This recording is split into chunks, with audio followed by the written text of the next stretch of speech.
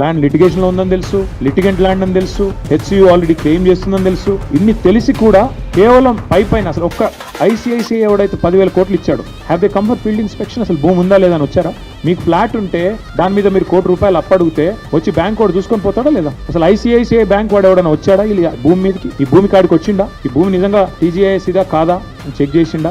ఏది జరగలేదు. కేవలం పేపర్లు, ఫోన్ కాల్లు, ఈమెయిల్లు, బ్రోకర్లు, కమిషన్లు, దందాలు, వాటి ఆధారంగా 10,000 కోట్లు ఇవాళ రాష్ట్ర ప్రభుత్వానికి ట్రాన్స్ఫర్ అయినాయి. ఈ 10,000 కోట్లు రేవంత్ రెడ్డి వాళ్ళ అబ్బనో కట్టాడు. అల్టిమేట్ గా ప్రభుత్వం కట్టాలి, ప్రజల పైసలు మళ్ళీ రేపు కట్టాల్సింది. రేపు వచ్చే ప్రభుత్వం మళ్ళీ మాదే. అవసరమైతే మరి మేము కూడా దీన్ని చూడాలి ఏం చేయాలి. అల్టిమేట్ గా నేను అనేది ఏమంటే, ఈ అక్రమ లావాదేవీకి సంబంధించిన ఈ రుణం ఏదైతే వాళ్ళు ఉన్నారో బాండ్స్ రూపంలో తీసుకున్నారో, ఇది ప్రభుత్వం చేసిన అతిపెద్ద నేరం. 2 ప్రైవేట్ సంస్థలు కుమ్మక్కై చేసిన ఆర్థిక దోపిడీ.